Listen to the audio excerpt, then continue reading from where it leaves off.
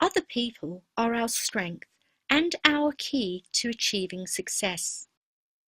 The value of good relationships, both as something that makes us intrinsically happy, but also that improves our chances of being successful, cannot be overstated. Maintaining good relationships can, however, be tough. It's good to remember that the other people in relationships are just that, people. They have ambitions, desires, and demands of their own.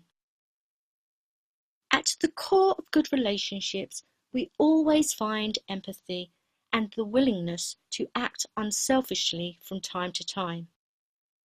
In other words, if you can put yourself in the other person's shoes and realize that it's not always about you, then for the most part, you'll do well. As with everything else, good relationships rely on great time management. It may sound slightly weird to say so, but it makes sense. Identify which relationships are the most important to you and make sure you make time to nurture them.